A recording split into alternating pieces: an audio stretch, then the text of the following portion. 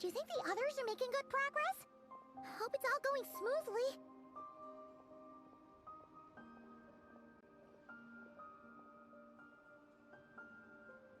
Oh, hey look!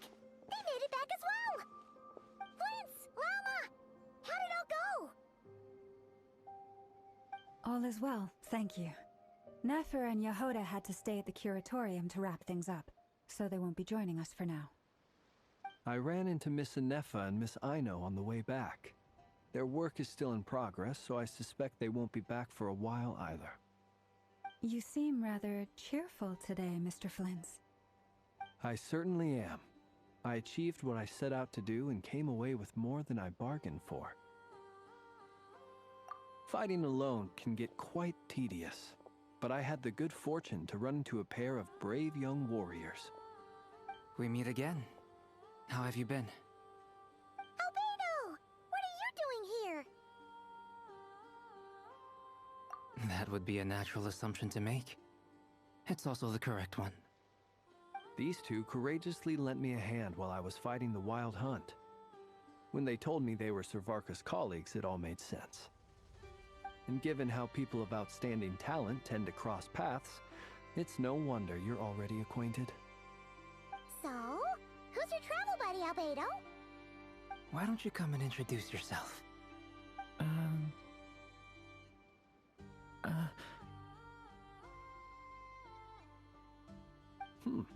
A gentleman of few words, I see. And a rather stern countenance. I presumed you were acquainted with him. Is that not the case? It's nice to meet you. Again. We've technically met before. Wait a sec! You're Minnie Durin! That's right. It's me.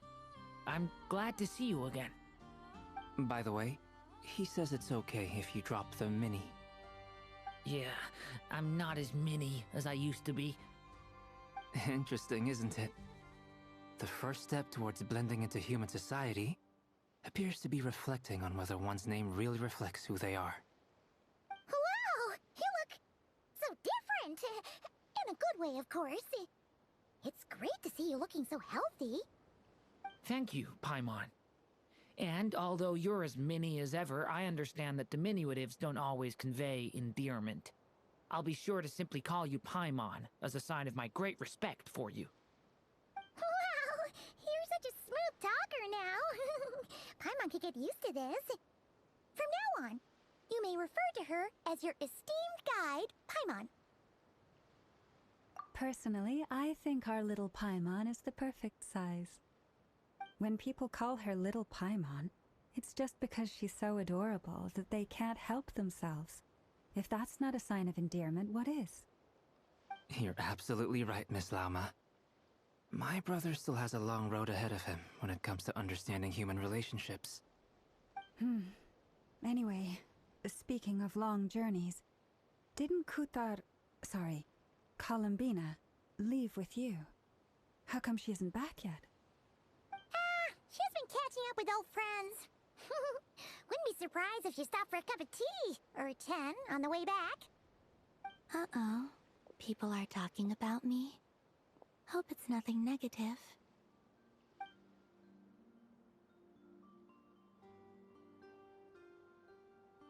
Judging from your expressions, I'm guessing it all went well? It's getting crowded here. I'll go grab some chairs. No need. This is a job for an alchemist. I'll whip some up momentarily. Thank you for your hospitality, ladies and gentlemen, but I was merely escorting my friends back. I'll be meeting Sandrone shortly, as we still have some things to discuss. It's been a pleasure, everyone. But this is where I'll say goodbye. We really appreciate your help. Oh, come on. Spare the formalities. I'm just glad I could help out some true friends. I understand. Well, bye for now, Harlequino.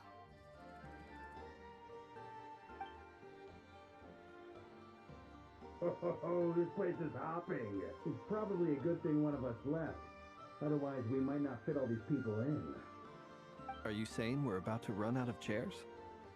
As a matter of fact, I am. Come on in and see for yourself.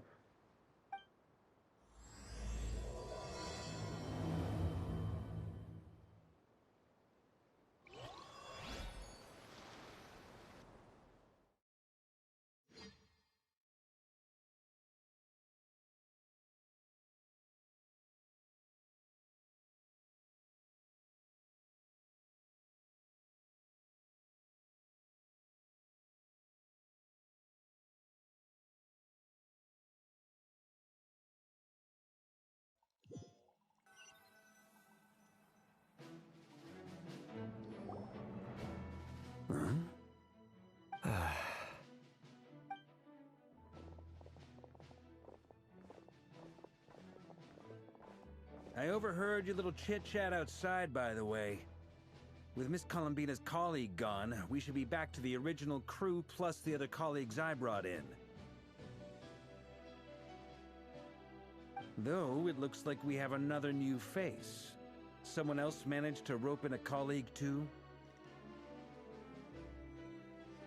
Frankly, you and Paimon are the only people I know here. This here is Deansliff, colleague of Tibet's greatest guide, Paimon, and greatest adventurer, the Traveler. Well, not exactly colleagues, more sort of friends. When someone else jumps in to do the announcing, you know you're speaking to someone important. Let's hear what he has to say. Note to self.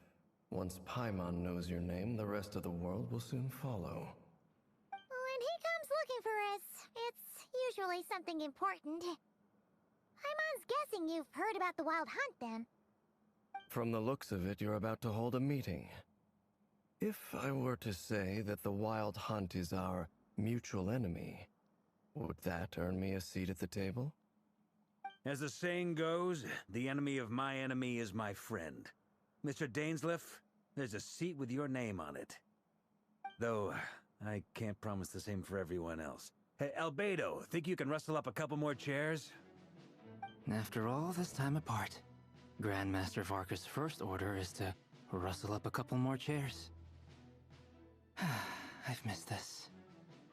Is he being sarcastic? Hey, he's your brother. Why are you asking us? I've still got a lot to learn about the nuances of human conversation. Trying to decipher Albedo's way of speaking has been like jumping in at the deep end. Oh, good point. Paimon gets you now. Don't sweat it. There are people who go their whole lives without getting the hang of it. You're ahead of the game already.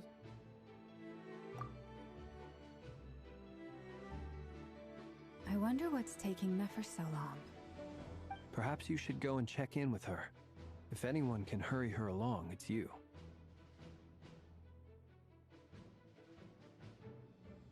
I just got back from the curatorium. Besides, aren't you curious to see what's taking her so long? Miss Nefer doesn't strike me as the type to share secrets. And since gathering intel is her specialty, I'm guessing she'd prefer to keep her methods confidential. Under such circumstances, would it not be tactless for me to impose? Oh, but it's fine for me to impose. What can I say? You have an unrivaled ability to garner people's affection, Miss Moonchanter. Besides, you have far more in common with her than I do. All right then.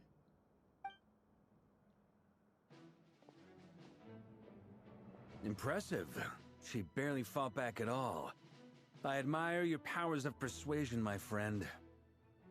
As I'm sure Miss Lauma will realize soon enough, the trick in life is to always pitch in with other people's responsibilities so that you can be selective with your own.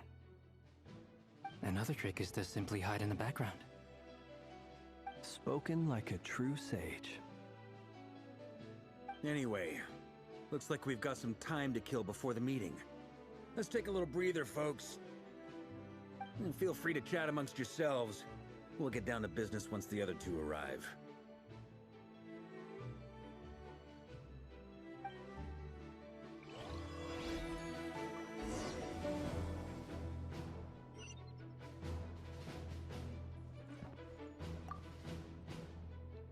You're both awfully quiet. Why don't I start us off with an icebreaker? Much obliged. Have either of you ever had your portrait painted? If not, I'd be glad to help. That sounds like a lovely idea. You know how to paint, then? I dabble occasionally. He's an excellent painter. Tables, chairs, people, dragons, you name it. He'll paint it for you. I'm flattered. If I ever get the chance, I'd like to give it a try myself. I'll bear that in mind. Anyway, how about you, Durin? What sort of portrait would you prefer? Oh, I'd be fine with anything. Whatever style feels best to you. Very well. Then I'll play it by ear. You can replicate any style I want? I can try. If you show me a sample, I'll do my best to match it. Thank you. In that case, I'll dig up some reference material for you.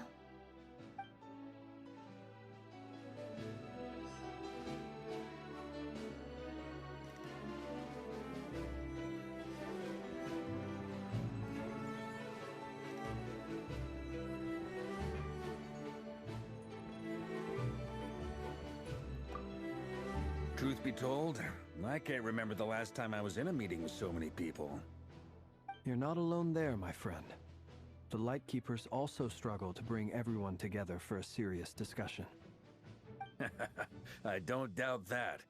I've only ever met two Ratniki, one being you, and the other being that young guy, Itlua. Itlua is a good apple. I'll give him that. He's kind, honest, and regularly delivers supplies to my lighthouse. A true Ratnik to the core. In that sense, he puts me to shame. So you're what? A fake Ratnik? That's what it sounds like you're saying. But I get the feeling that's not quite what you meant.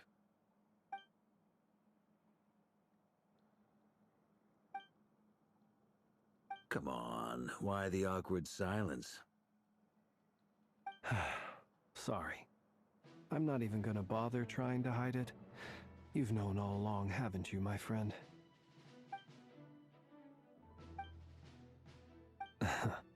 Now that was an awkward silence. Let's just keep this between ourselves. Probably best if Itlua doesn't know, huh? That goes without saying. Gotta be careful what you share with youngsters, after all. Anyone else in the know? Let me guess. The Traveler and Paimon? It's dangerous being too sharp for one's own good, you know. Then, in the name of the Animo Archon Barbatos himself, I swear, your secret's safe with me. When we went for drinks, you said that you and Barbatos were practically best buds. In the light of that claim, do you really expect me to take your oath seriously? Of course. Just as long as you don't go spreading around the fact that I'm close with Barbatos, all right? Fair enough, then. Nothing like a bit of mutual leverage to seal the bonds of friendship.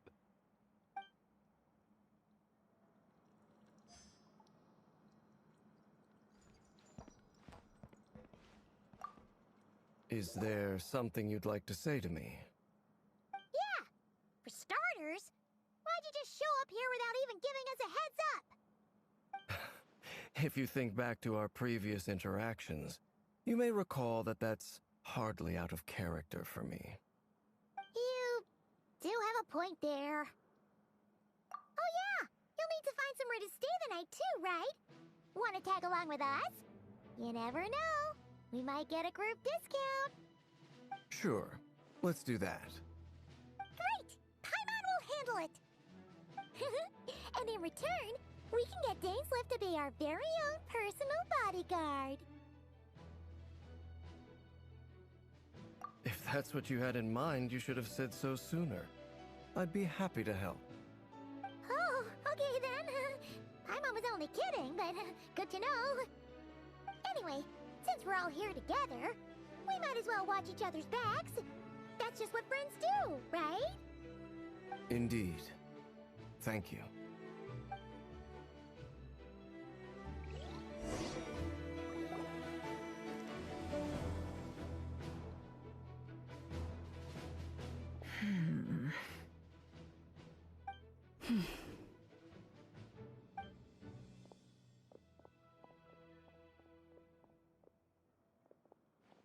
Ah, Miss Nefer. You made it after all. But what about Yehoda? I'm here to give you an update on how things are going on our end. Once this is over, I'll be heading straight back to continue my work. I left Yehoda back at the Curatorium to watch over things while I'm gone. Huh. So much for just this once.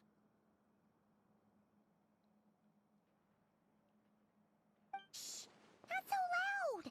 We're on a roll here. What if she remembers and suddenly decides to back out?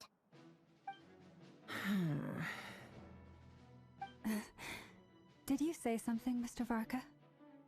Huh? I didn't say anything. Right, Flints? Must have been a frog. They get so noisy around here at nighttime. It's like they're putting on a concert in the background. Anyway, before we begin, there's a few introductions to make. Let me start by saying that it's an honor to be speaking before so many distinguished colleagues and collaborators. First up, we have Miss Lauma.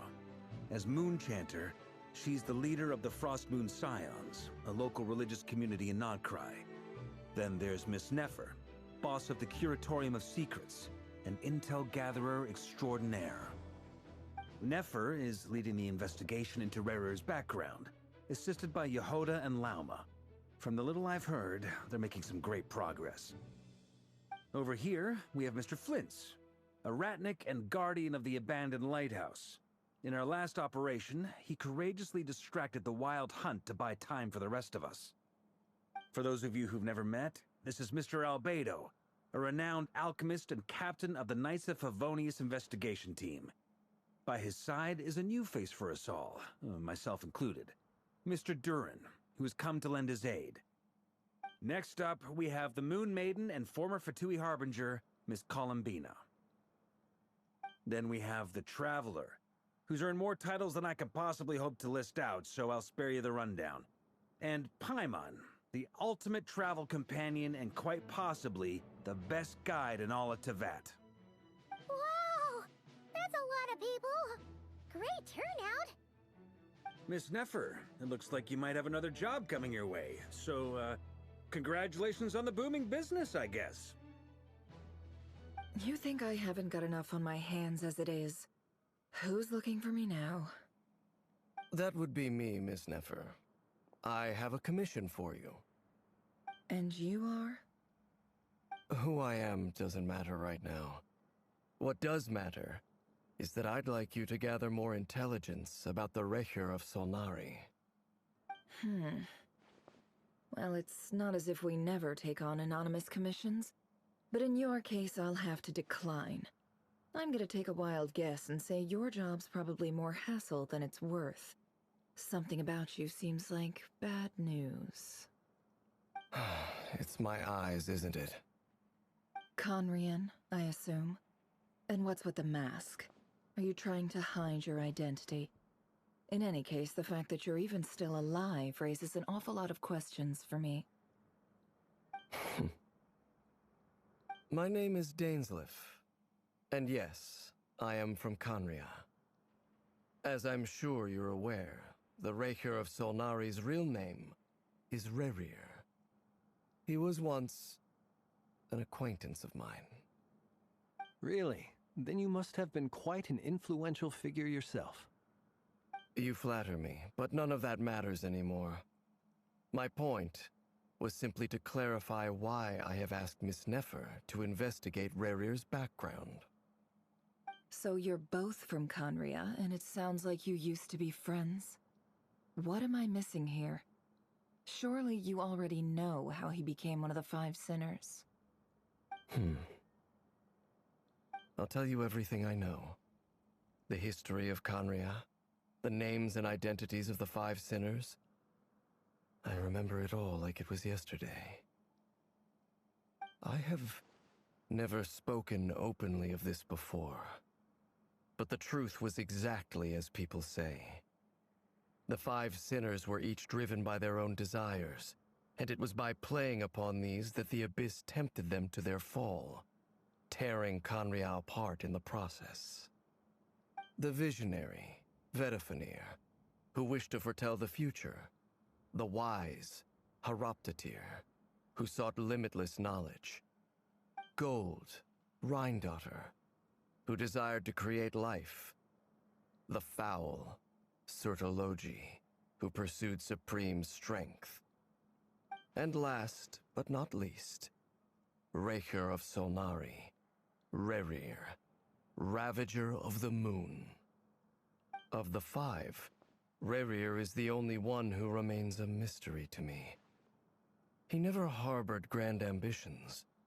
So what changed in the space of a single night? How did he come to fall like the others? In other words, you're saying that his change came as a shock to you, and you have no idea what actually happened? That's right. You mentioned how the Abyss tempted them, which led to their fall. But what did that look like in practice? And what other context can you give me about the events of that time? The more detail you can give me, the better. Strangely, now that it comes to it, I hardly know where to begin. The fateful night took place during the era of the Eclipse Dynasty. One day, my elder brother, the visionary, Vedifenir, was summoned to the palace by the Vinster King, only for the king to gouge out his eyes and cast him into the dungeons. When I came to hear of this, my fury knew no bounds. I gathered together every ally I thought I had, and together, we set a night to storm the palace and free Ved. Centuries on, the memories of that night still haunt me, like a never-ending nightmare. We broke through the palace gates, just like we had planned, each striking towards our separate targets. But then, I was betrayed. Even Vedifenir, the very person I had come to rescue, abandoned me and partook of the Abyss's power. So, it's personal after all. Then tell me, Mr. Dainsleif, what price are you willing to pay? You, of all people, must know that nothing comes for free. I cannot say what price would be worthy of such a commission. But know this. Rerir was not always a madman. Believe it or not, there was a time when he was just an ordinary man, working for the Conrian Intelligence Service. Uncovering the truth of Rerir's past is the only way to unravel this mystery. But before you decide if you will accept my commission, I will tell you more about him. Enough, I hope, to help you plan your next move. Sounds pretty good to me. Feels like we just flagged down a random passerby, only to discover he's actually a master strategist who has a score to settle with our enemy. Can I borrow your halo? It could be useful in the lighthouse. Hey, enough with the wisecracks! Besides, isn't that lamp of yours bright enough already? Relax. It was meant to be a compliment. If that was a little over the top for your liking, I'll make sure to tone it down next time. I'll give your proposal some serious thought, Mr. Dainsleif. Let's speak in private once the meeting is over. Before that, there's a few things I'd like to share.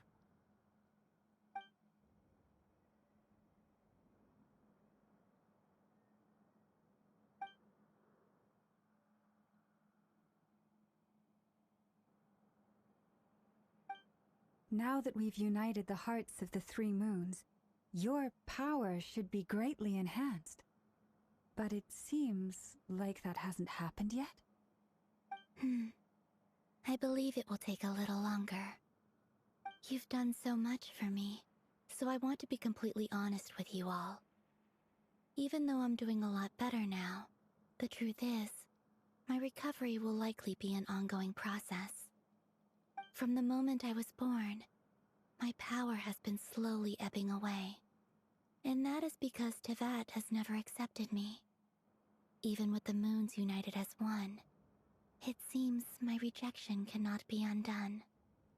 So far, I have yet to find a solution. It may turn out to be a problem that will plague me until the day I finally leave this place behind. Even so, I will do everything in my power to help you drive out the Ray here of Solnari. As Arlecchino put it, this is not about chasing the spoils of victory. It's just a gesture of heartfelt gratitude. Kutar.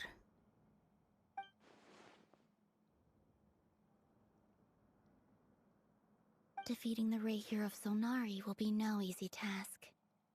While my strength slowly recovers, we'll also need to gather more intel. Naturally. We should take all the help we can get if we hope to defeat him. We've considered several viable plans now, but our choice hinges on the answers to a few key questions. Is it even possible to kill Rerir? What experiences shaped the person or monster he became? And what's he really after? Given Albedo's expertise in alchemy, I think we should leave him to try and answer the first of these questions. Understood. As for the other two, I'm afraid we'll have to count on you again, Miss Nefer. Believe me when I say it's not my wish to burden you. But right now, relying on your skills is our only option. So you're placing all your hopes on me, huh? We can't thank you enough for agreeing to help us. Honestly, I can hardly believe how lucky we are. You sure have a talent for changing your tune, Miss Moonchanter. Timid like Yehoda one moment, then flinches insincere flattery the next. Ladies, please. I must object to your portrayal of me. That's all. Feel free to keep bickering. Just pretend I'm not here. I almost don't want to leave this room. I'm curious to see how this plays out. I have faith in you, Miss Nefer. Something tells me you'll stand by us until the very end. Oh? And what makes you so sure of that? What if I suddenly decide that my compensation is insufficient? This isn't about the money. I can sense that you've got a deep-seated distaste for Rerir. And knowing you, that alone is motive enough. Look at them getting along so well. Like two peas in a pod. And I'm the one they accuse of insincere flattery. There is no justice. Miss Lauma, you have to understand something. Unlike you, I don't actually enjoy having everyone's hopes on my shoulders. Is that right? Well, maybe the fact that I'm willing to put my hopes in other people says more about me than you. But the fact is, I also trust you. And that's because I know that you're someone we can count on. Anyway, we've got our plan, so let's get moving. Mr. Dainsleif, let's talk. And Traveler, once we're finished, if you've nothing else planned, I'd like you to come with me. This whole experience is teaching me a lot. For instance, I now know that when other issues come up in the future, I'll have far more luck getting Lauma to convince Miss Nefer than trying to do it myself. Hate to say it, friend, but that's one of the funniest things I've heard in a while. Why? You think I've got it wrong? Quite the opposite. But what makes it so hilarious is how long it's taken you to realize.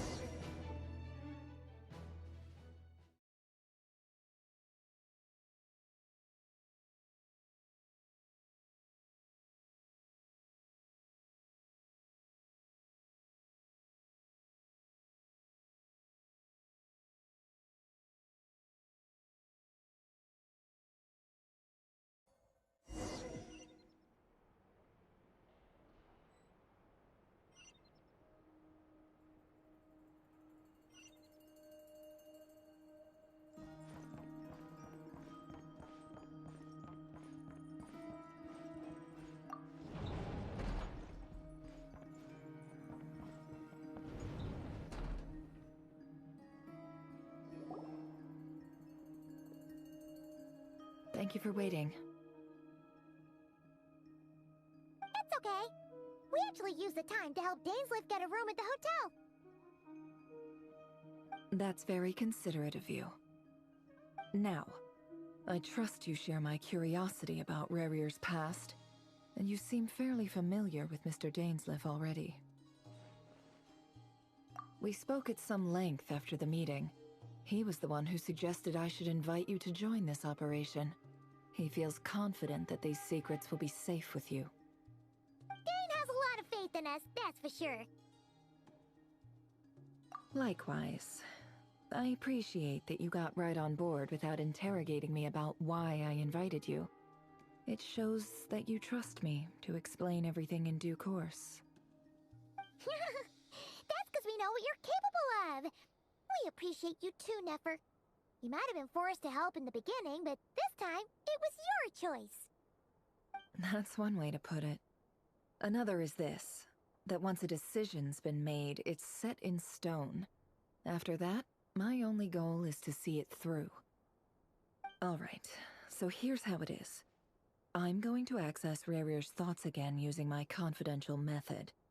Now, I'm sure you've seen things like this before on your travels, so you're surely well aware of how dangerous it can be.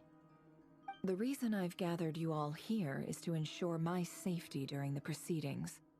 I plan for us to enter the fragment of his consciousness together, and once inside, I will focus on searching for information. Think of this as a diving expedition into someone's brain. If I'm the diver, you are my safety equipment, tasked with keeping me alive while I'm under the surface. Once the ceremony begins, we will all be spying on privileged information. But in the interests of safety, you must remain absolutely silent at all times. We will discuss our observations after the ceremony has concluded. Lastly, any individuals of a weaker constitution are advised not to partake in the ceremony. In any case, Paimon has her own job to do, which requires staying in the room, but not joining the ceremony.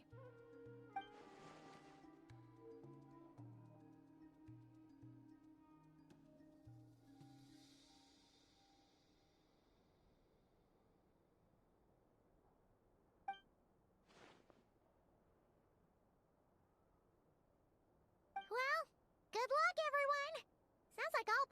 can do is cross our fingers and root for you guys. There's a little more to it than that. I was being serious when I said you have a job to do. While the rest of us are inside Rarier's mind, it's imperative that we have a team member on the outside. In the event that something goes wrong, you will be our first responder. I don't anticipate any issues, but the extra level of safety will be greatly appreciated. I second that. This is a dangerous operation here, and you're our whole rescue team. That's pretty much the most important job in the crew. So, Paimon's like the lifeguard? Yeah, that makes sense. Alright, got it. Good. Please, take a seat. We'll get started momentarily.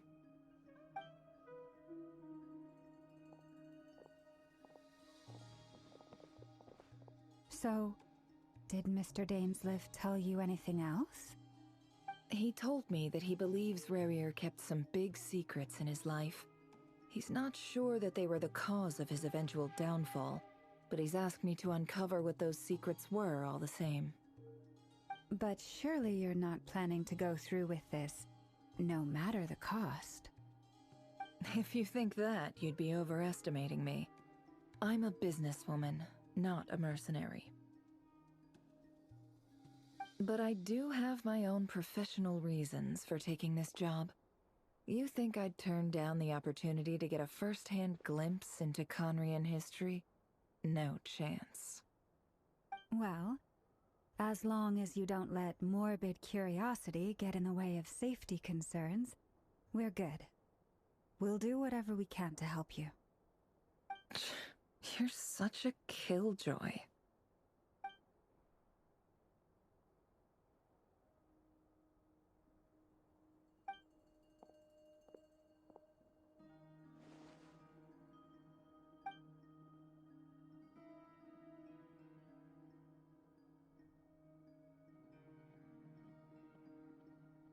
All right, I'm good to go. All set over here, too. Promise, Paimon, you'll be extra careful. All right. Let your whole body relax. We're about to begin.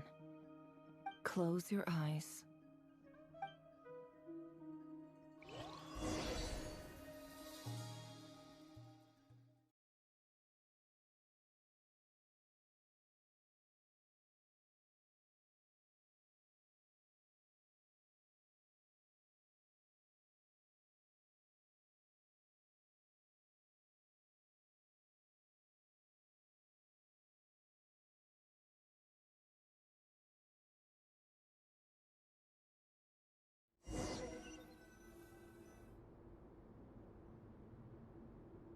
Phew. Could this be his office? Pretty standard setup. Bookshelves, paperwork, files. According to Dainsleif, Rarier used to be an intelligence operative. Chances are there's plenty of top-secret intel stashed away in this room. Is this where you keep your secrets, Rarier? Can't say I'm not looking forward to this.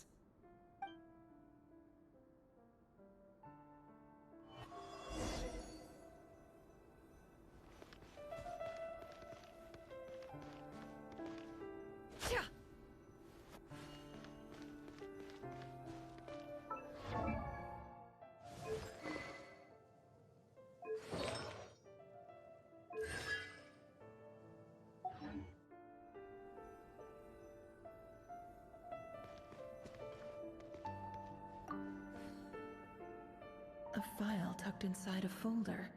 The title reads, Dear Breakfast Shop Owner.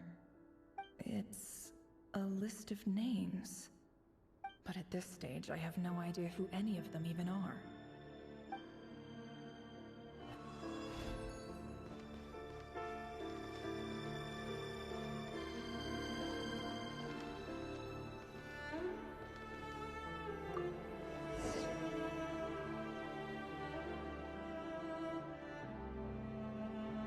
Today's files are in. Time to wade through them, just like usual.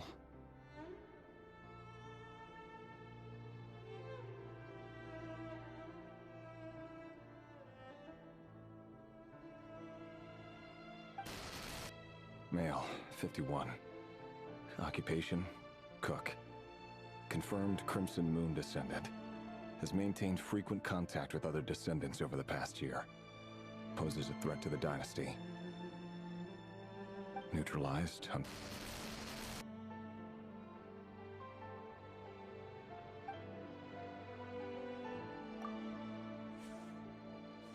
This one should be archived under purged targets.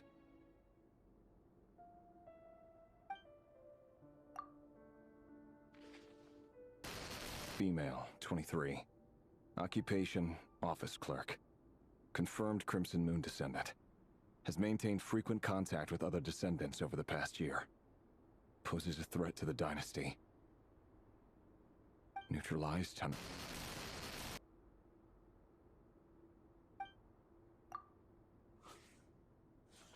Another one for purged targets. Sounds like she was that other man's daughter. Never mind. What's it got to do with me?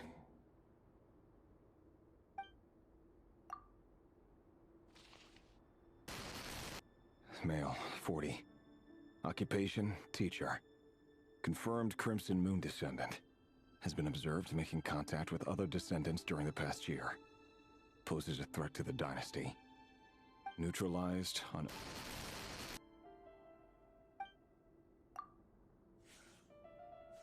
Just another nobody for the archive. Come to think of it, I remember surveilling this man. A case like his never would have been considered a priority in the past. Huh. He barely even interacted with other Crimson Moon descendants.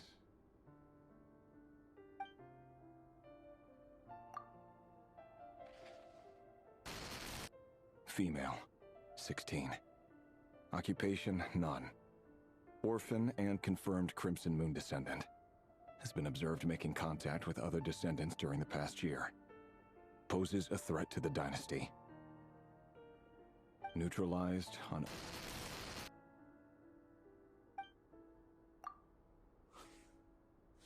Filed. I have no recollection of this girl. None whatsoever. She doesn't seem to be anyone important, but then again, I'm a...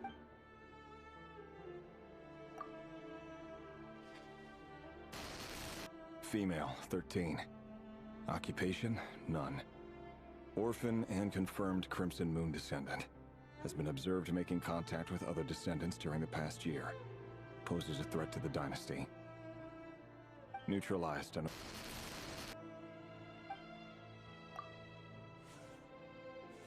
Filed.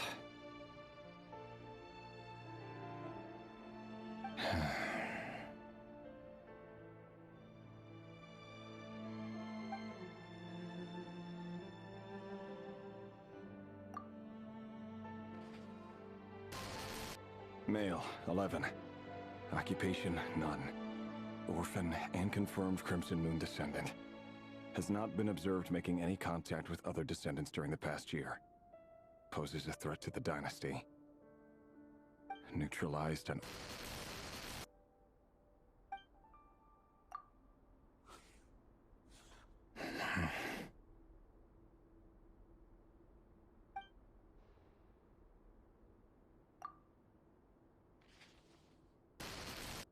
Male. 6. Occupation, none. Orphan and confirmed Crimson Moon descendant. Poses a threat to the dynasty.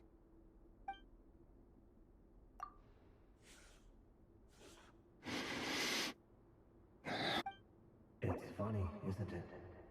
Your job is becoming both harder and easier at the same time, depending on how you look at it. Sooner or later, the Crimson Moon descendants will be completely wiped out. But as their numbers dwindle, they become harder and harder to track down. That's not how it is. Fortunately, however, most of the able-bodied adults have already been taken care of. The remaining weaklings will be increasingly easy to deal with. No!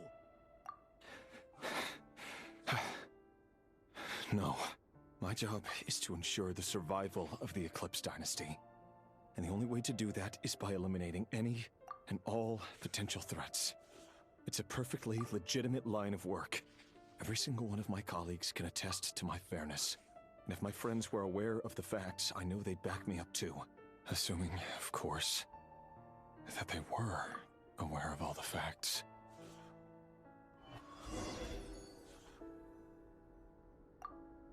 He looks even gloomier than last time. I wonder what's changed.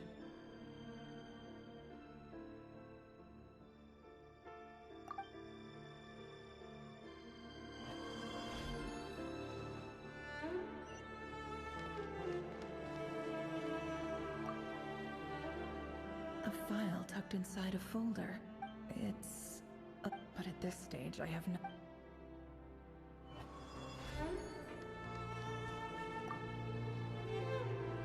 Wonder what kind of encryption technique this is.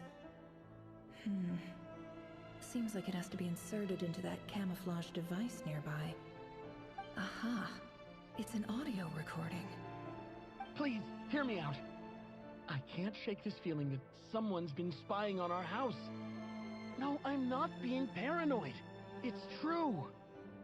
I saw someone dressed in all black. It was a couple of days back, but that was on another street, not near my house. I swear, I know what I saw! There's a note in the margin. Surveillance of the run for their residence has concluded. We apprehended the target and filed the mission report last night. Could the voice in the recording belong to one of Rarier's targets?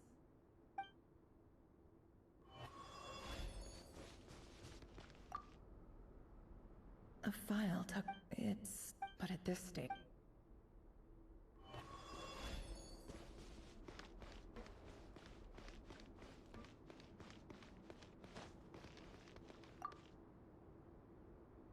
Bookshelves full of documents. Looks like these are all files, packed with the personal details of individual Conrians. The Crimson Moon Dynasty preceded the Eclipse. Since Rarier worked as a secret agent during the latter, it stands to reason that he was tasked with purging remnants of the old dynasty. Yep, lines up exactly with what Dainsleif told me.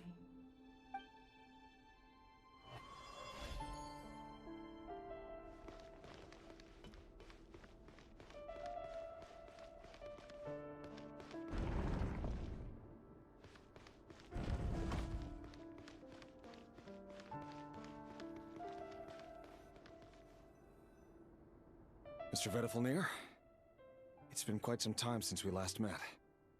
Rarier, I trust you're here because you have something important to discuss. Forgive me. I wasn't tuning out, it's just, I noticed you didn't even phrase that as a question. As if you knew I was coming. Tell me, does someone in your position ever feel the need to ask questions at all? It is indeed within my power to foresee certain things.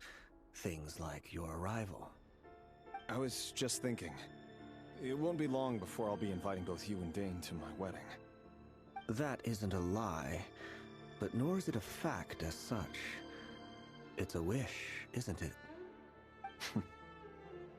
No fooling a prophet, is there? Ever since that day we met for drinks, I knew it was only a matter of time before you came looking for me. Does it feel good? Knowing how the future will unfold. I'm afraid the notions of good and bad fail to capture the complexity of what such a power entails. Once you've seen what will come to pass, it can be all too easy to succumb to fear and melancholy. Unless, of course, you learn to abandon these feelings.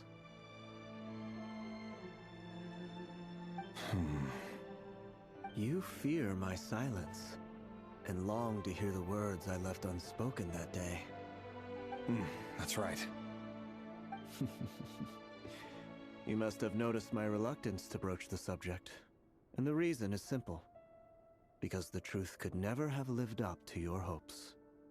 For both our sakes, such words are better left unsaid. The burden of prophecy was never meant for your shoulders. So who exactly do you deem worthy to hear your prophecies?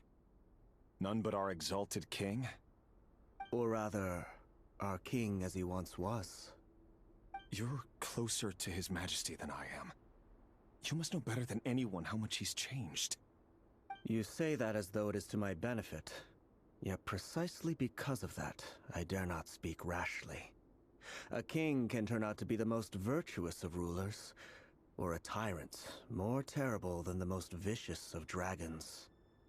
You are so wise and far-sighted, yet still you would have me live in fear of the unknown? You make a fair point. Especially given my silence alone was all it took to send you spiraling downwards. Very well then. Let me offer you some advice. And I say this not as a prophet or a visionary, but simply as the brother of your friend. For many reasons, there is very little chance of your marriage ending in happiness. If happiness is what you seek, you should find another fiancé.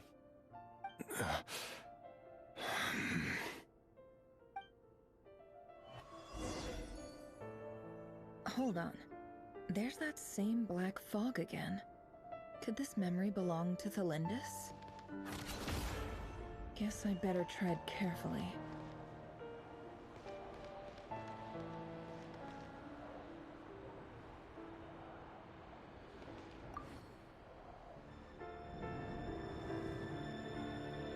Wait. Hear me out.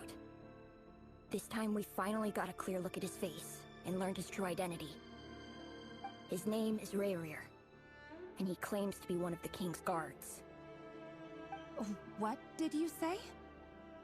A cruel irony, isn't it?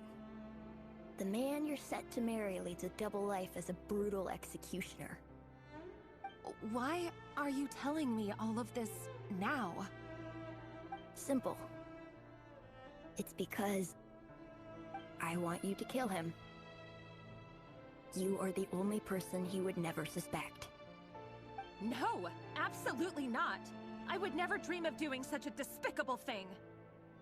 So you'll just stand by and watch him slaughter us to the last. Do not forget that the blood of the Crimson Moon flows in your veins too. The blood of the Crimson Moon? What does that matter now? The dynasty has long been dead and gone. You think that alone is reason enough for me to throw away everything I have? Why wouldn't it be? You two were once a child of the Crimson Moon, just like me. Don't tell me you've never felt so much as a flicker of fury for the way we were trampled into the dust.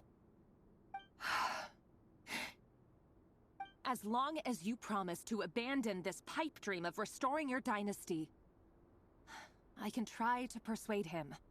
Or have him persuade the Vinster King. Persuade the Vinster King? Do you even know why he's so obsessed with hunting us down? Why he keeps trying to force us to hand over our secrets? Over and over again? Or why we refuse to give up on restoring the dynasty? The Vinster King. A blind fool. His eyes clouded by powers from beyond this world. A petty little man with a miser's heart. And he dares to sit upon the throne? Mark my words. Sooner or later, Conria will fall. And it will be his doing. If you can't bring yourself to do it, so be it. Just you watch.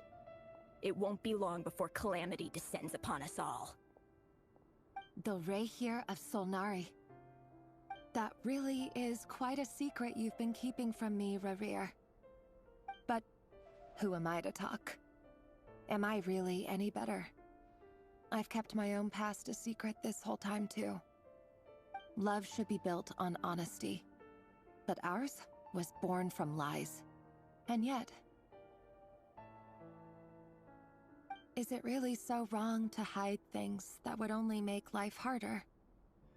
If we don't cover up the parts that no one else should see, how can we go on pretending to be normal? Vedifulnir must have known all this. And that's why he made his prophecy. In the end, nothing stays hidden forever.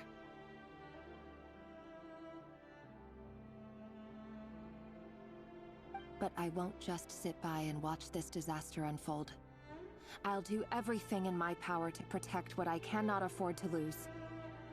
No matter who I have to face.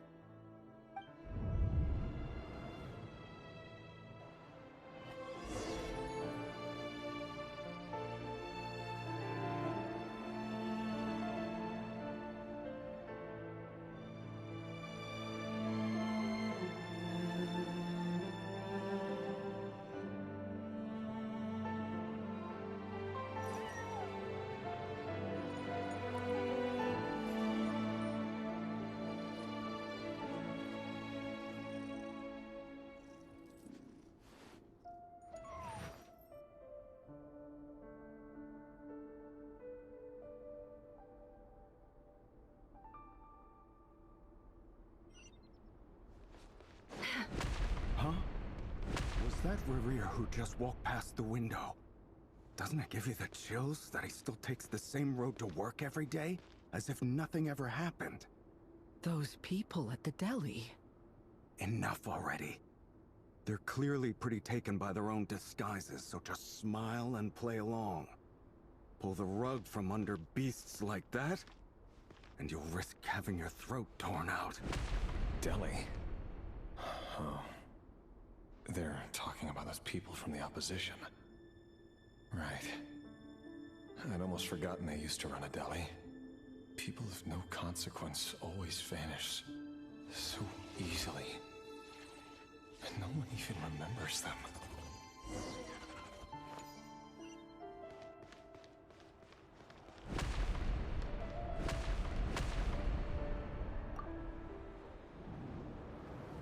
But surely you can see he's not the man he pretends to be. So many have died already, and they say that the king's madness grows with each passing day. We're not going to survive this, are we? But why does it have to be this way? Do we really deserve to die just because of the blood that runs through our veins? Felindis, are you even listening? Sorry, Freether. My mind was off wandering. I heard you, though. You're talking about what Rerir said. He's just following the king's orders. He's a secret agent, and it's his job to hunt down rebels and dissidents. By the time you first met him, he'd already taken lives. Maybe he was using you from the very beginning. No. Rerir has no idea I have anything to do with the Crimson Moon. My family are only distant relatives of the main lineage, and besides, my eyes are perfectly ordinary. Truth be told, apart from my teacher, pretty much no one knows I have any connection to any of it. It's been a long time since my family severed ties. But as Orlog said, who could possibly talk sense into that raving lunatic of a king? No one! I'll work something out. Trust me, I'm with you all. But for now, you need to keep yourselves hidden. Don't let anyone find you, anyone at all. Don't forget that Rerir is an Eclipse operative. You need to be extra careful when he's around. And when I am too. For now, don't come looking for me. And if anything happens to me, just act like we've never met. If even you can't escape this, what hope do the rest of us have? But after all this time together, surely he wouldn't lay a hand on you. I won't speak in his defense, nor can I give you a clear answer to that question. But I'll do everything I can to put an end to this. Here, hold on to this. If an opportunity to escape presents itself, take it. You'll be glad you took some spare change. You called that change?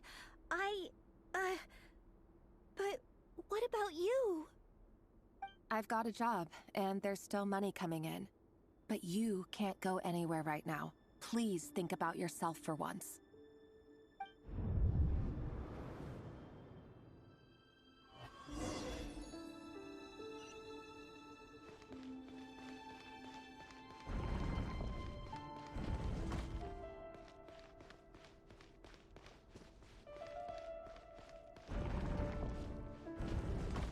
Another day, another round of assassination training. Training ground is just beyond this hidden passageway. When you kill a person, doesn't it bother you when you end up covered in their blood? Why would it? Aren't we all just walking blood bags? But not everyone is accustomed to hunting down others like prey. You've been a hunter for so long now, you seem to have forgotten that most people don't just go around killing one another. Leave me alone.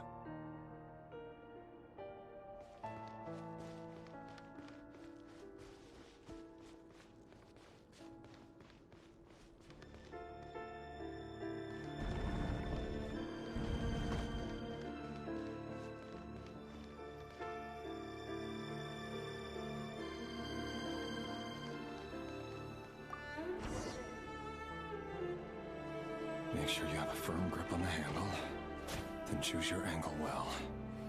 Keep your movements light and brisk, and the prey won't sense a thing. I doubt that. How about no one's ever died a quiet death at your hands? I work clean.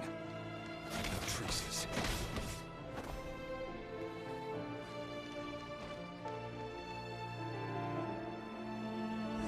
That doesn't make it open. The thing that happens to me right now. That won't happen.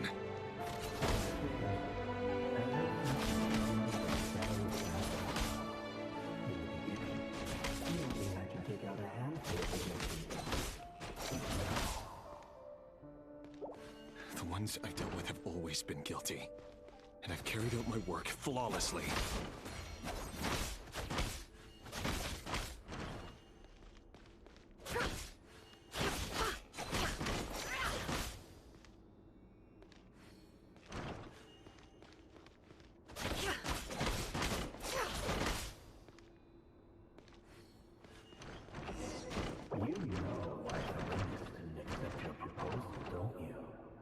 Was it because she didn't trust you, or something else? Enough!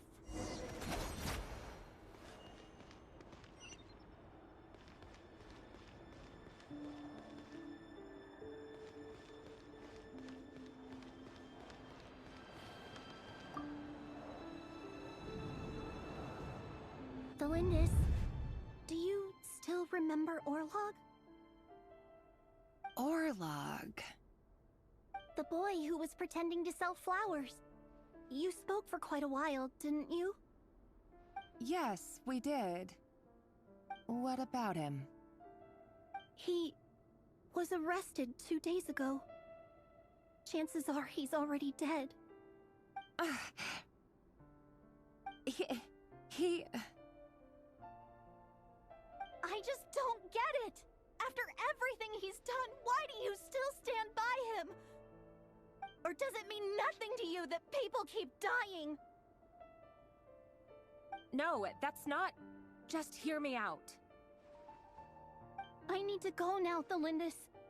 They're looking for us. You take care too.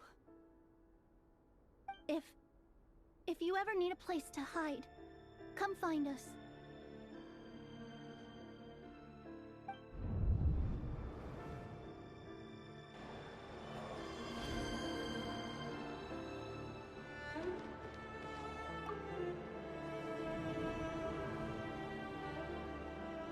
Author, Thelindis. Over the course of this week, the research object was subjected to interference for a total of 47 hours for experimental purposes. The results are as follows. All subjects of observation that were sent inside have now... The situation within is proving more problematic than anticipated. No progress whatsoever. What now? Won't you give me even a glimmer of hope? Things are getting worse by the day. I have to find a way or we'll all be in danger.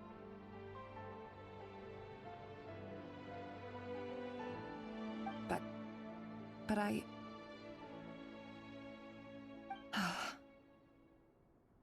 If all this research comes to nothing, what then? Sooner or later, it'll be my neck on the line. But could he really bring himself to kill me? No. Surely he wouldn't have the heart.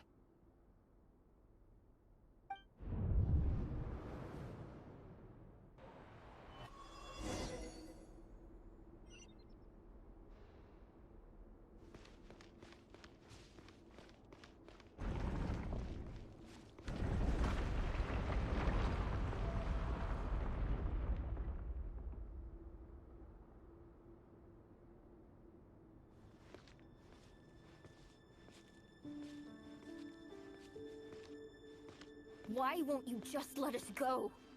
We don't even know each other. All we want is to live ordinary, peaceful lives. You want to live?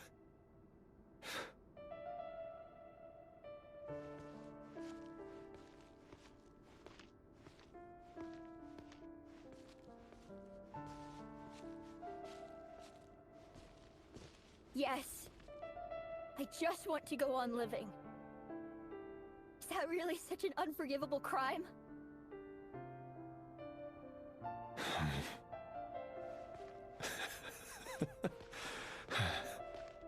You want to go on living. I want to keep living too. To keep living forever. That's why I have no choice but to continue on the path I'm on. If only some savior would suddenly swoop down and change the way the world is. Too bad that's not going to happen.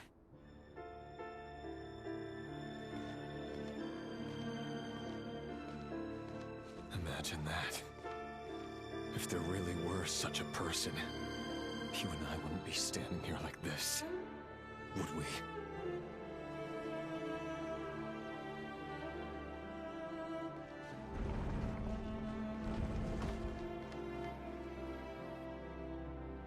Today's files are in. Time to wade through them just like usual. No, I don't get tired of it. It's my job. And not only am I lucky to have it, I'm good at it too.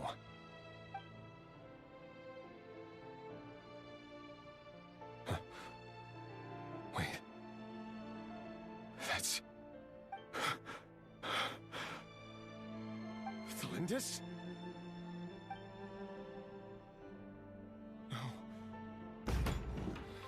No! No! Why? But you bear no mark of the Crimson Moon. How could you possibly have anything to do with them? It cannot be! A diluted bloodline. Carefully concealed. I see it now. You've been living in the shadows just like me. What a fool I've been. Numbing myself with talk of justice. Even imagining my friends would back me up. But in the end, Irminsul. Finster King! How far are you going to take this? From the direct bloodline to secondary offshoots? And then what? Today it's the descendants of the Crimson Moon. Who will it be tomorrow? Will you not rest until everyone down here is dead? No. This cannot go on. This is where it ends.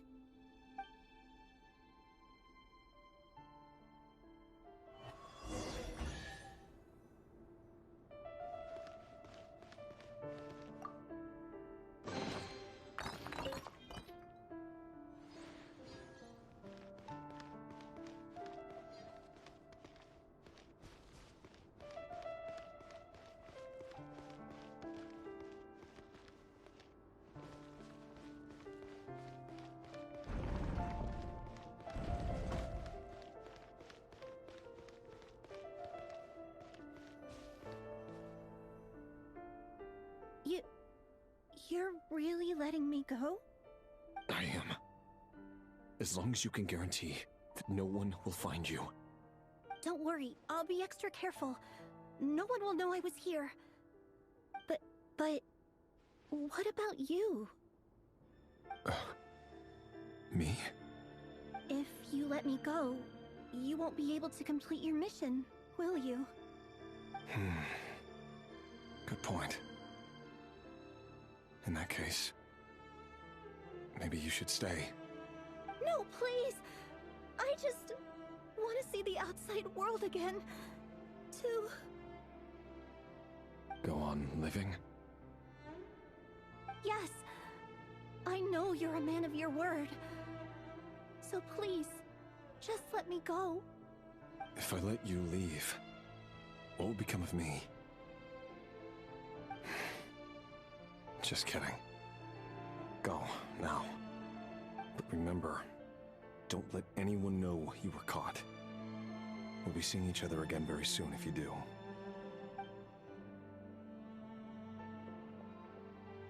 Even shadows in the dark must live by a code. But you can't save everyone. You've been whispering in my ear for days now, Vedavulnir. What are you trying to do? Break me down? I only say this because you long for an answer to your problems. Let her go, Rerir, or you risk losing everything. I will not abandon Thalindis. Then you'll need a little more vigilance and a lot more power. The world is changing, Rerir. Keep your eyes peeled for your moment of opportunity. That voice used to be so unclear. But now I know exactly whose it is. It's Vedavulnir.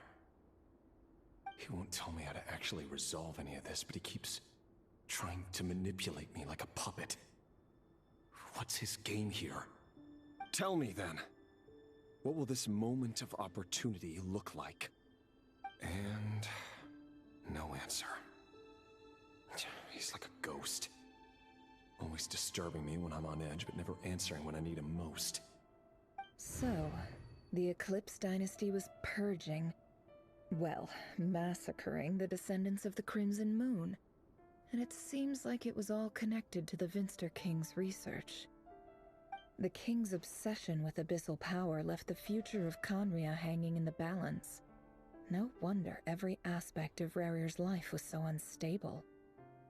And it looks like this Thalindis, Rerir's would-be fiancée, herself belonged to a sub-branch of the Crimson Moon Dynasty's descendants. It almost defies belief that a couple like them could hide the truth from each other for so long. If the Vinster King hadn't intervened in such a drastic way, they might have gone on deceiving each other for the rest of their lives. And why does Vedavulnir, Dainslif's older brother, keep talking in Rerir's head? This guy kept more secrets than I ever imagined. The human mind is like a vast desert of shifting sands. When you follow the flow of someone's memories, you only ever see the parts they're willing to let surface. Time for something a bit more creative. We've been inside Rerir's mind this whole time, building up a picture of his psyche. There's already enough clues on the board to start reading between the lines and mapping out the rest. Now, we can finally begin to put the pieces together. Sure, it'll only be a reconstruction, part simulation, part reasoning, but it's usually pretty accurate. Once we've built up a cognitive profile, we just need to cross-check the logic behind his actions. And then we'll be able to take a sneak peek at whatever it is that Rerir has really been hiding.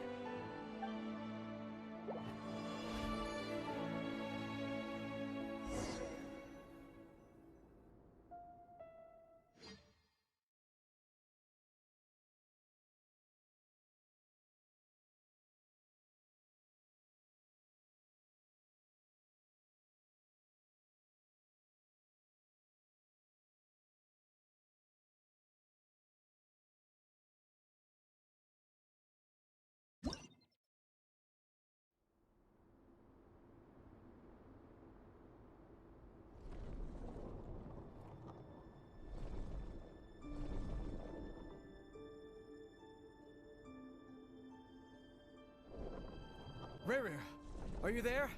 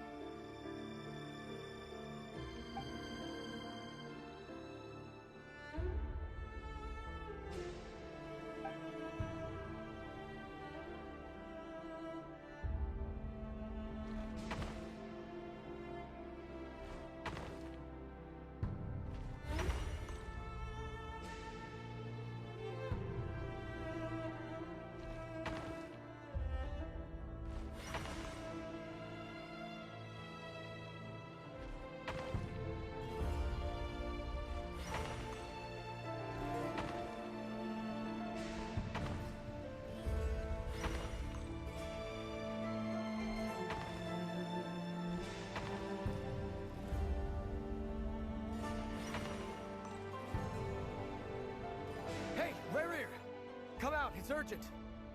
Dane? What's wrong? Quick, come with me. I'll explain everything once we've met up with the others. Okay. I'll come. But the Lindis is still over at the Universitas. I'll need to leave her a note. All right then, but make it quick. I've never seen Dane so worked up before. Whatever this is, it must be big trouble.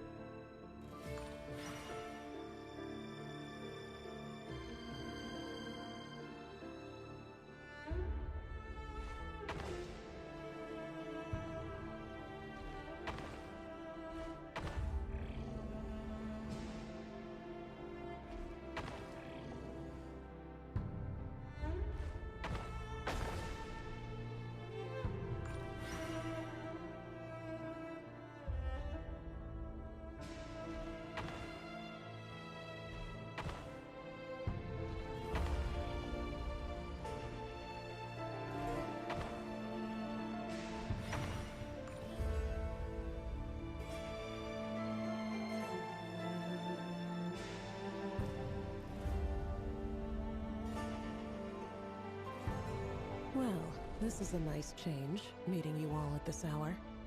When men and women of ambition can speak face to face in broad daylight, I say that's a big step forward for our dear Conria. Don't be ridiculous. We do not fear the day. Why would we seek refuge in the night? You might ask your blade that same question. I'm told it prefers the cover of darkness.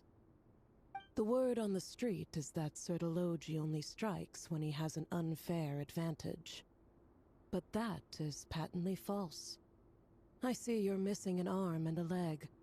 Surely only a fair fight could explain that. If this is your way of offering me replacement limbs, believe me, I'll take them. Oh, we can certainly discuss that. With bioalchemy, anything is possible. Assuming I have your full support in my research. Lunatic.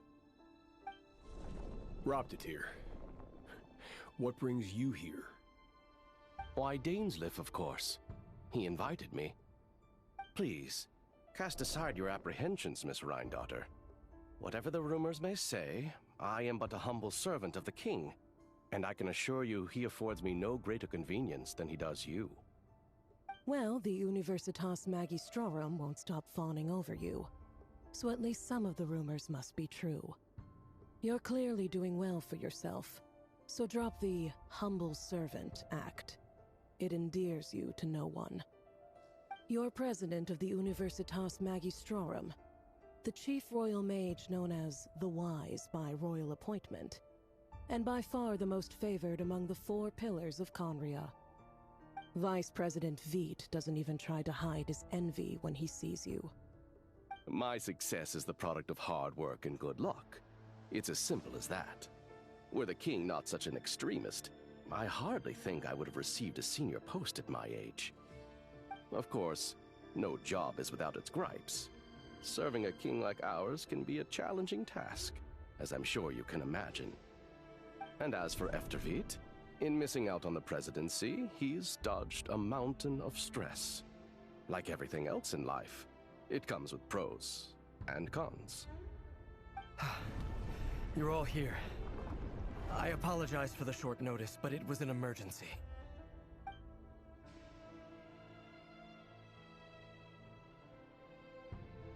You must be Rarir. Mr. Sertologi. Yes, I handled your case file during your sentencing. Nothing personal, of course. I'm pleasantly surprised that you remember me. You're clearly a person of substance if you've been invited here. But Dainsleif, you'd better have a very good reason for convening this little gathering. It's my brother, Vedofenir. After he spoke at the court this morning, the king was so infuriated by his words that he had him blinded in both eyes and thrown in prison. Vedofenir in prison? Strange. I thought the king trusted him and Heroptatir more than anyone else in the world. Does this mean the king's circle of trust just got even smaller? It has nothing to do with trust.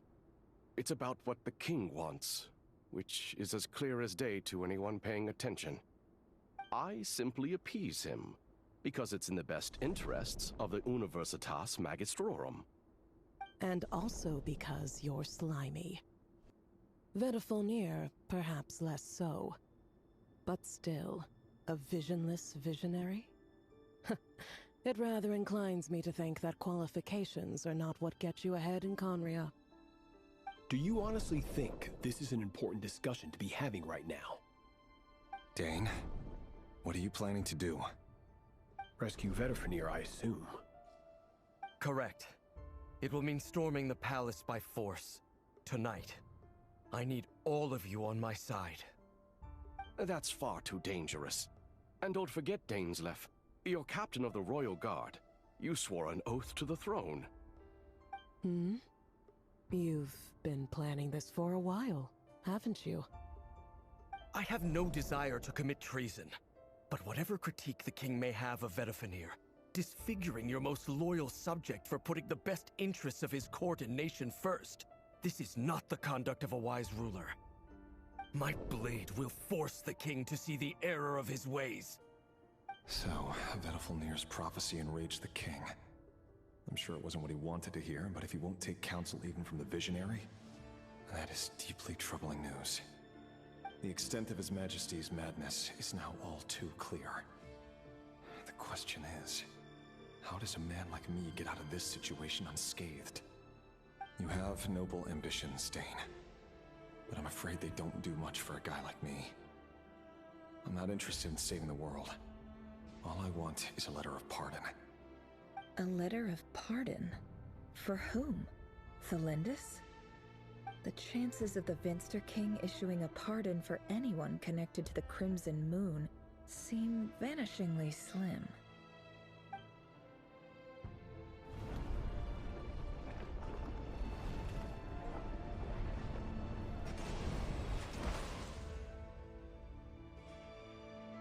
This black fog over the board must have some connection to Thelindis. But why is it taking this form? Does it have something to do with Rarir's past? Another mystery I'll need to unravel.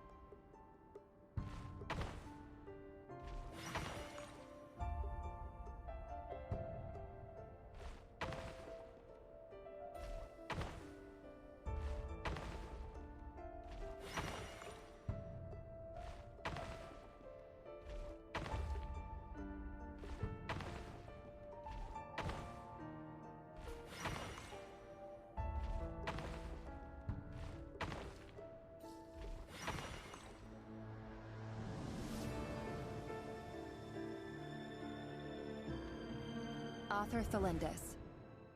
Over the course of this week, the research object was subjected to interference for a total of 60 hours for experimental purposes. The results are as follows. Research dating back to the Crimson Moon Dynasty has established 2 points regarding moon marrow. Firstly, its origins have something to do with a god's power. Secondly, it serves as a portal to an as-yet indeterminate location. Moon marrow can thus be defined as a spatial gateway. However, there are a number of hurdles to overcome before we can answer the question of where it leads to. To start with, opening the gateway requires a specific power source, which the relevant literature indicates. An enormous amount of power is then required to keep the gate open. Currently, the total power output of our instruments remains in the single digits. To make matters worse, I am now the only staff member remaining in the Moon Marrow lab. The Universitas Magistrorum recently decided to move most of its personnel into abyssal energy research, which has stymied all Crimson Moon-related projects. This is not a wise move. I have always maintained that placing all our hopes in a single source of power is risky, especially one as poorly understood as this. As well as making ourselves overly reliant on a single resource, we are neglecting other promising technologies. I apologize if this comes across as disrespectful, but as a Moon Marrow researcher, I desperately want to see the world beyond the gateway. If we really made it there one day, what would we find? And how would we go about taming the unknown? My imagination is endlessly fueled by questions such as these.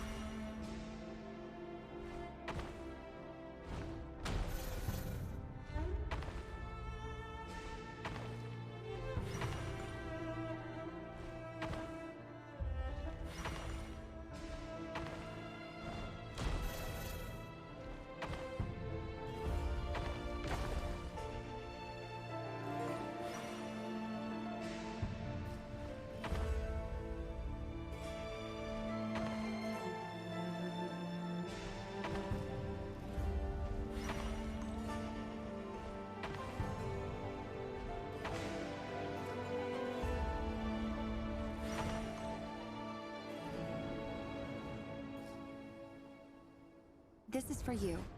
I heard you're gonna leave the city with your parents.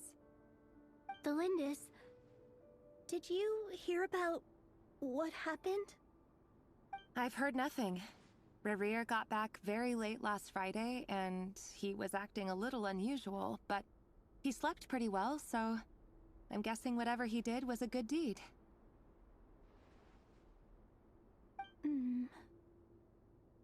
You never saw him, and I don't know what he did. And this conversation never happened. You understand? What if he finds out that you pried into his secrets? Don't be silly. I don't know what secrets he does or doesn't have. All I know is he's just a normal guy who happens to run some errands for the king. Are you scared of him?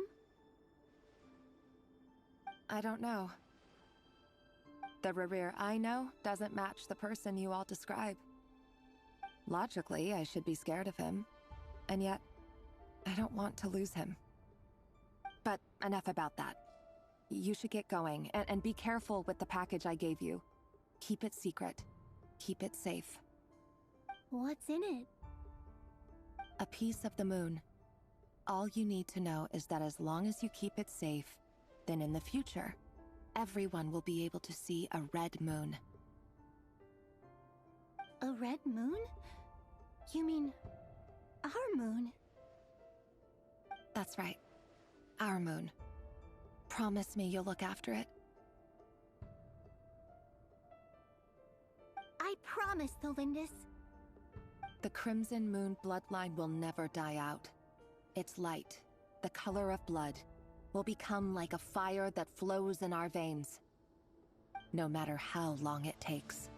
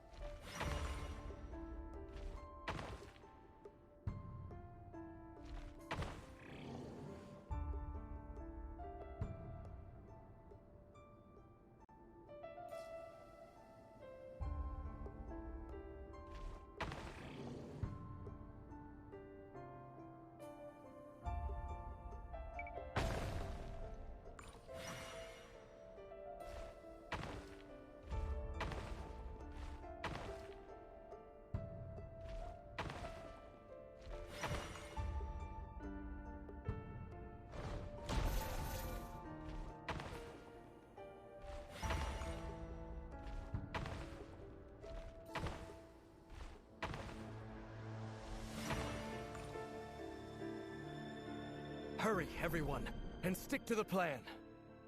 Sir Dainsleif, what are you? Is this treason? You know what happens to those who betray the throne.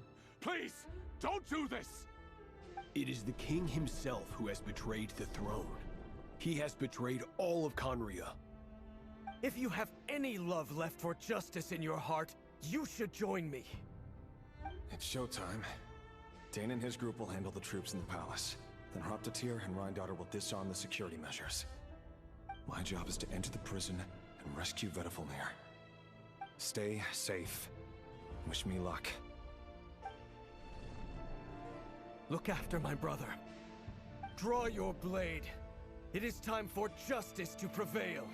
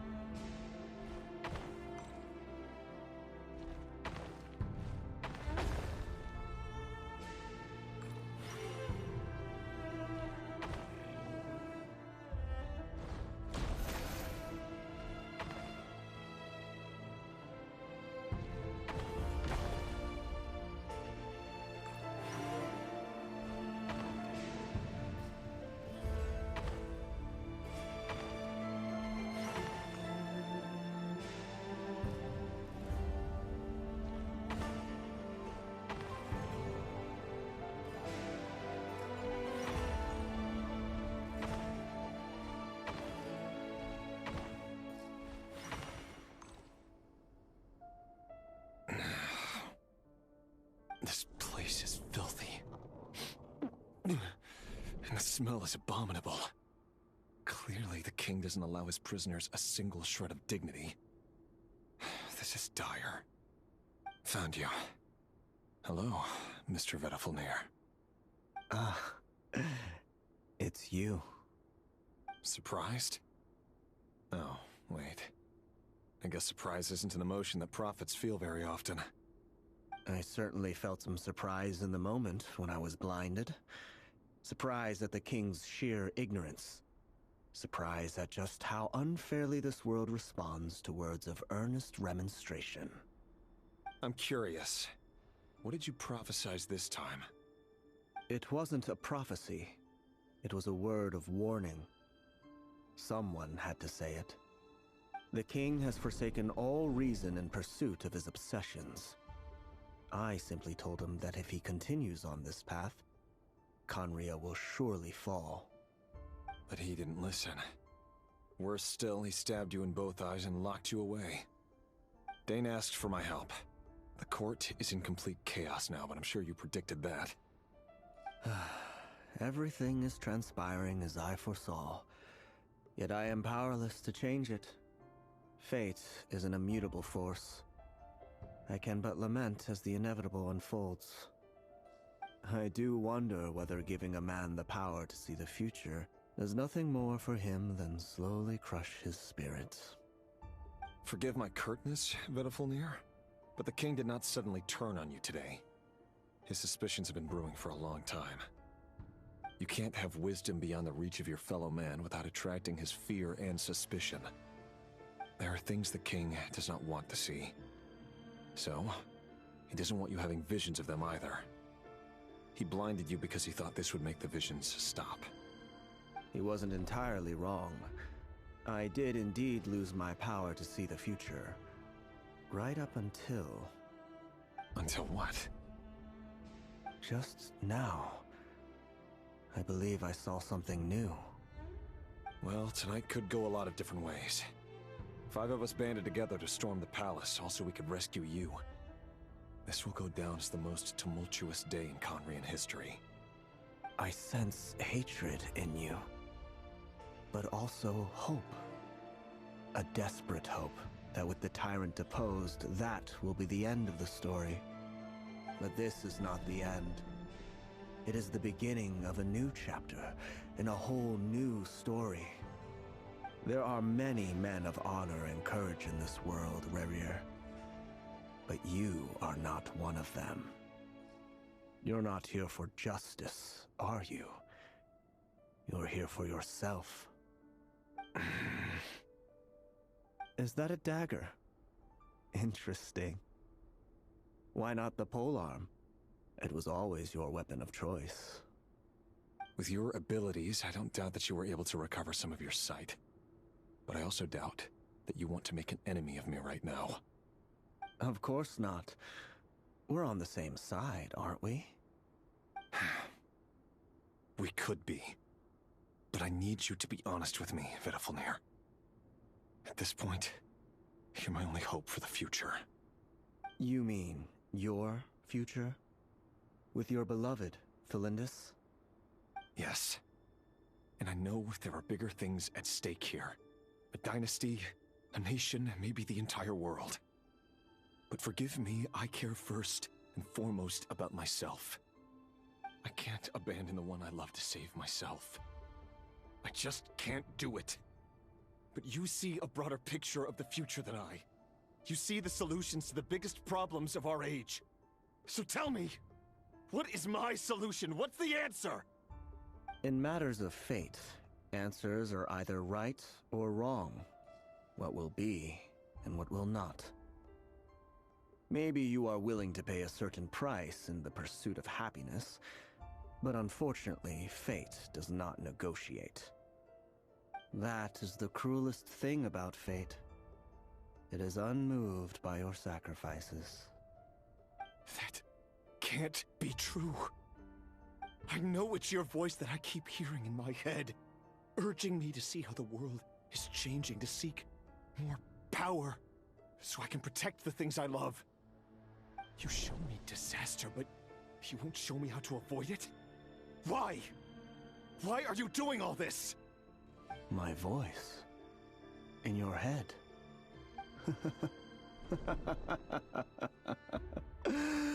So, you hear it too. The voice that steals your mind, gains your trust, and drives you crazy. It turns out that we are not so different, you and I. Vedafulnir just broke into the strangest smile I've ever seen in my life, as if he'd discovered some monumental secret. But then he suddenly switched to looking extremely weary. Very well then. My advice to you is as follows. You must persevere. Whatever trials and tribulations you may face, be steadfast in the belief that they are your path to the future. For as long as you live, your story with Felindus shall not come to an end. That is the only chance you have of fighting back against fate. It is up to you whether you believe my words.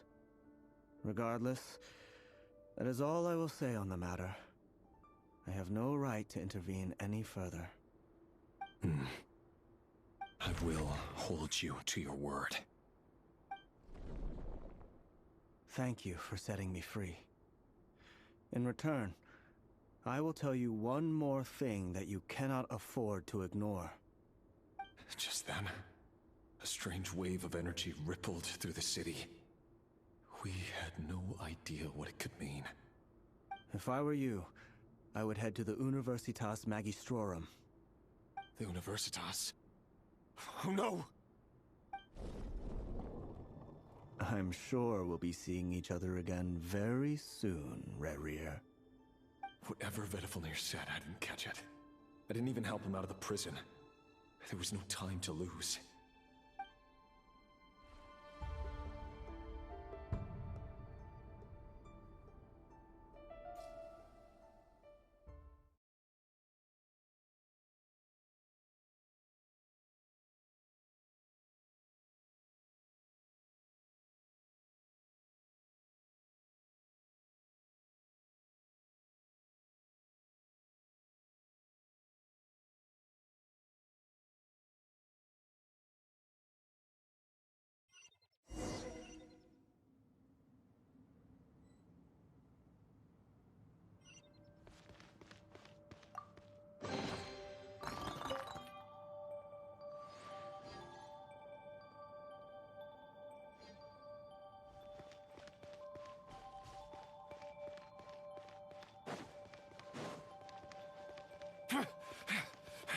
Monsters? Is this Rhine-Daughter's doing? Universitas Magistrorum. Out of my way!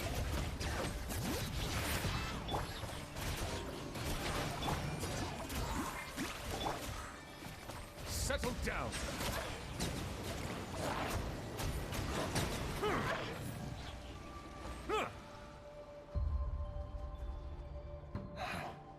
The Universitas.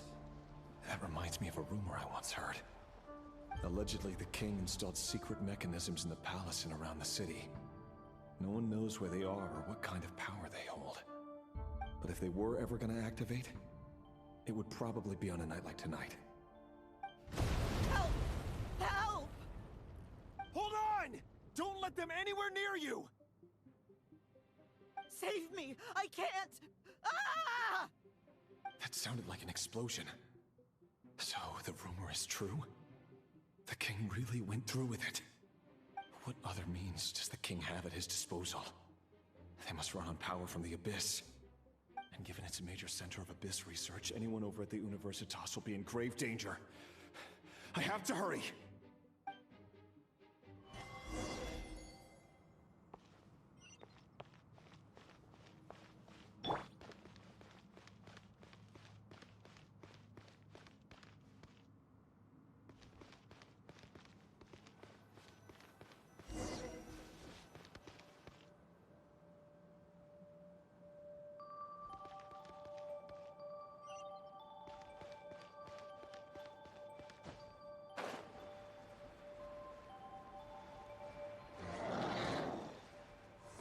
It all adds up.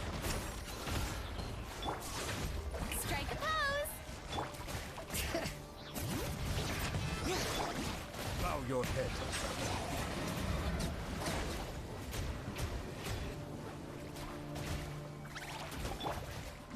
Letting brave names echo!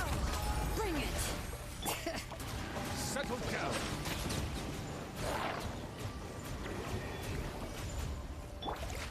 Can't hide the truth. Time to go clean. No more lies. Bow your head. Let my name echo in song! Yoo-hoo! The mystery unravels. Be sanctified. Silence!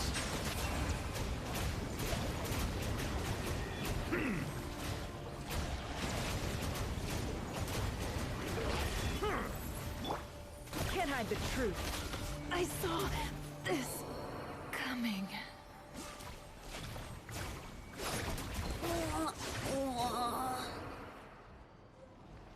Members of the belly!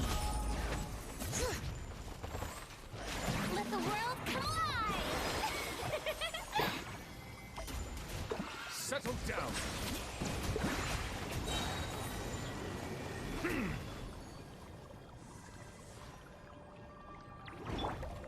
Letting great names echo!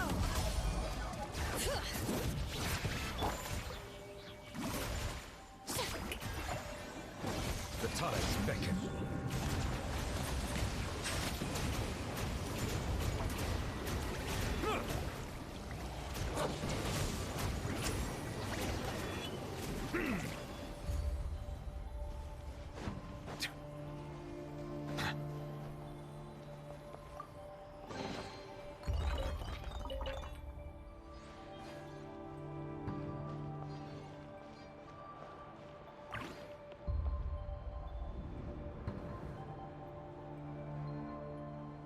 Monsters!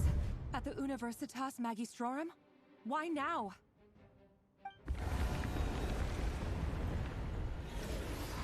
Oh no! They're coming! It's no use. The table won't hold out much longer. The weapons.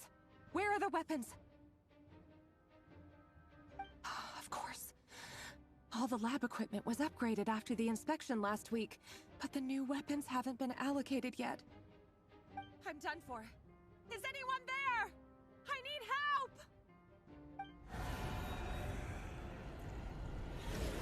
Ah! Stay back! Please stay back! Please!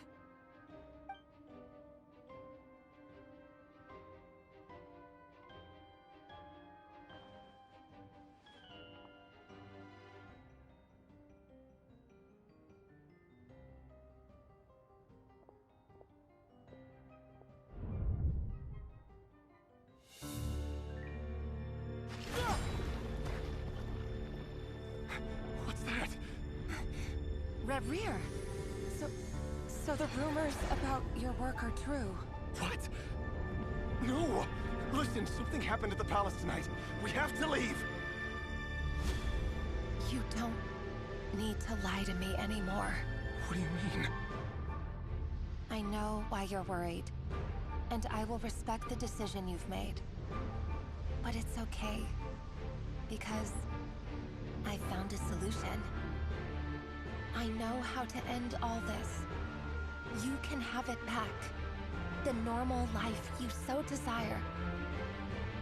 But until then, I'm afraid our wedding will have to wait. Felindus? No, don't do it! Felindus! Felindus!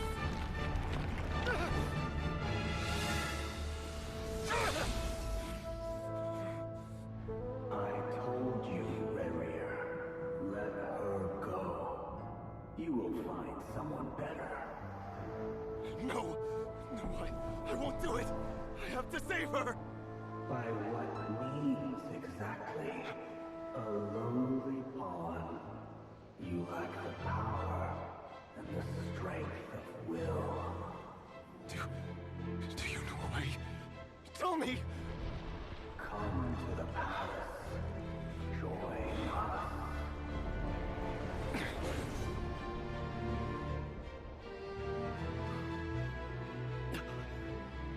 Rerir, thank goodness we...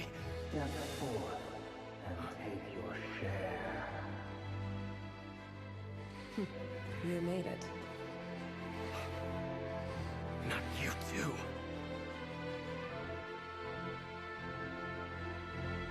Hatred or grief, despair, desire. We all have our own.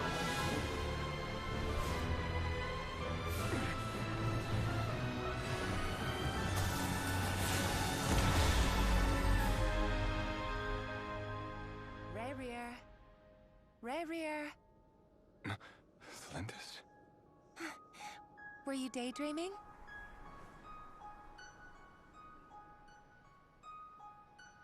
You still remember, Rerir? That question you asked me a couple of weeks ago?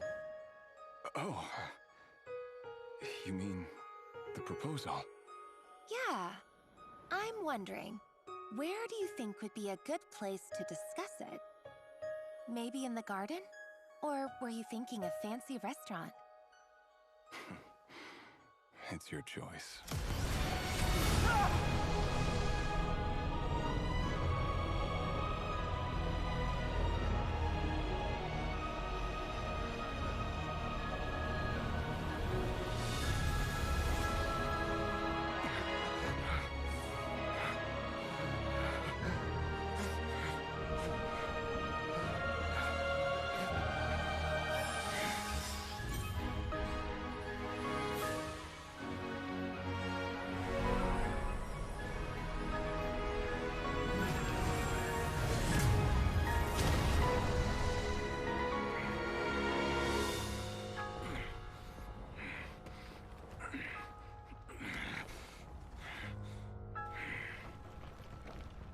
I will find you.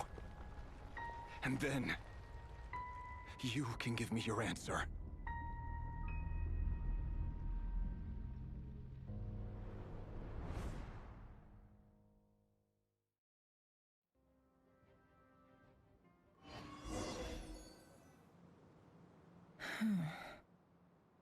So that's how the Raker of Solnari was born. A monster created by circumstance is a monster all the same.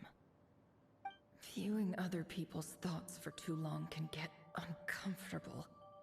Right now, I'm feeling a strong sense of loathing.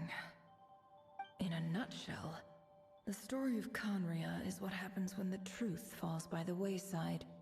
Everyone tells little white lies, and before long, you have a huge pack of lies that destroys everything.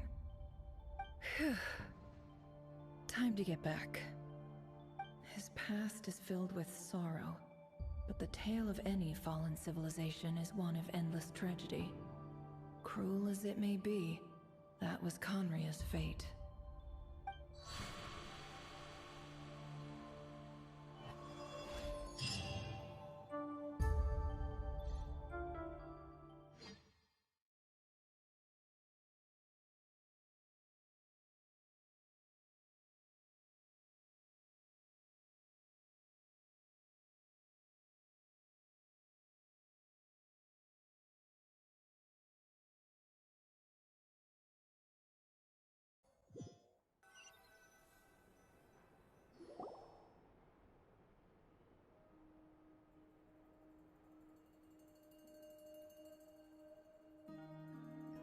Everyone, I'm back. Can I get a standing ovation? Never! How are you holding up? Feeling okay? She's fine. Boss is a pro. Yes, I'm fine. You will have seen the events of Rarir's life through my thoughts. It's now clear that he is just a regular nobody, driven by personal tragedy, as he said himself. I mostly agree. There's only so much we can know about him from his memories alone, but they did give us a clear glimpse into his life in Conria. However, I would not consider Rarir to be a nobody. He was deeply involved in the events of that era. Yet, when the catastrophe of a generation strikes, nobody is safe. Sounds to me like you're speaking in riddles again. Is this you urging me not to abandon the people of Nodcry in their hour of need? That's not what I meant.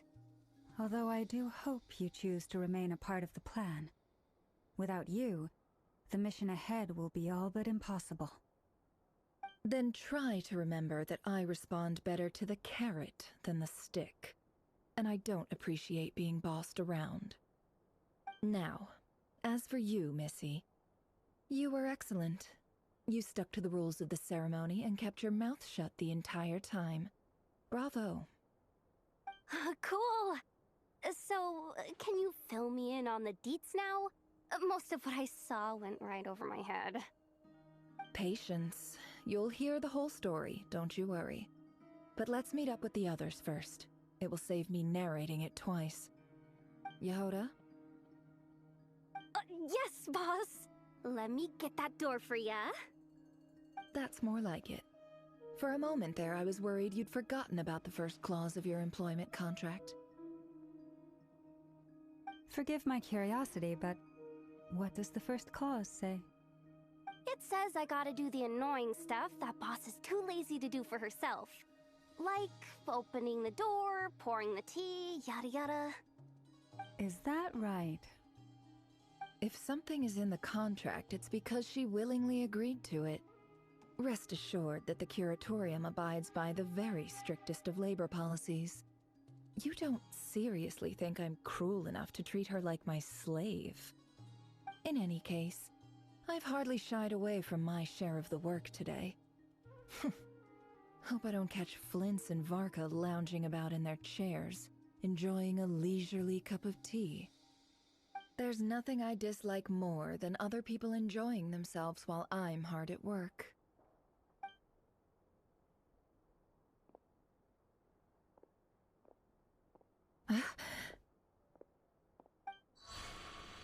Oh no.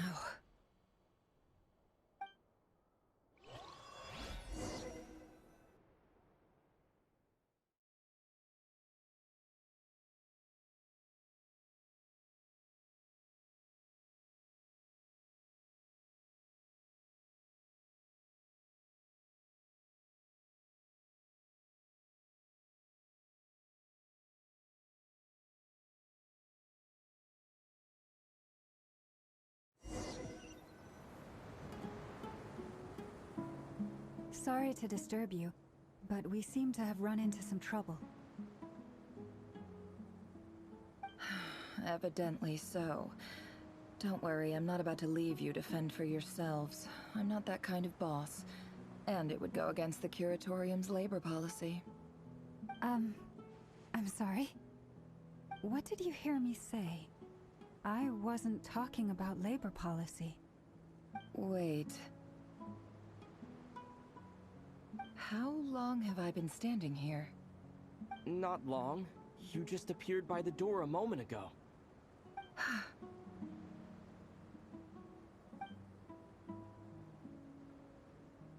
Boss, what's wrong? You look like you've seen a ghost. We've been tricked. We never left at all. Somehow I hallucinated that whole scene back inside the office. Hallucinated? But how? How indeed. This place should heed my will alone. All thoughts and actions that occur in here are just a result of pawns moving across the chessboard in a carefully calculated manner. And nobody has access to this chess set but me. So you control everything in here? More or less. But yes, it's a special technique of mine. Has anything like this ever happened before?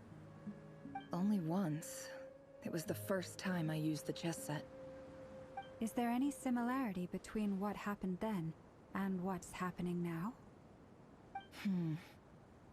I suppose my thoughts are a little turbulent, which was also the case my first time. Is there anything I can do to help? The first clause of your contract clearly states that I only need your help with things that I'm too lazy to do myself. Meaning, you're not feeling lazy right now? Meaning, this is not something Yehoda can help with. The chess set is a personal treasure that I alone understand. I must be the one to find our way out of here. Boss, it's fine. Really. Let me do something useful. Oh, listen to you. Whatever would I do without you, Yehoda? What? Really? Yes, really. Where would I ever find another employee as obedient and servile as you? God forbid anything ever happens to you. Oh, okay. Well, anyway, I was thinking of fetching some water. There's gotta be a source around here somewhere. I suggest everyone finds someplace comfortable to take a rest. We gotta conserve our energy. Even though all this chess malarkey doesn't exist in a physical sense, mentally speaking, it's all real. And so is our tiredness and fatigue. You don't want to dismiss mental fatigue. Just because it isn't physical doesn't mean it's any less serious. But anyway, I got your backs, so don't worry about a thing. Don't I have the best employees? Jealous much? If we can find a suitable time, I'd love to borrow Yehoda for a day to help out at the Frost Moon Scions. Would you be amenable to that, Boss Nefer? Oh, Lauma. Have I ever told you just how pretty you are? Beauty runs from the tips of your antlers to the depths of your imagination. Time to rally, everyone. Follow me. As we continue our journey, the same rules will apply. That means stay focused and no talking no matter what we encounter. And don't disturb the chess pieces. You have my word that I will get us all out of here.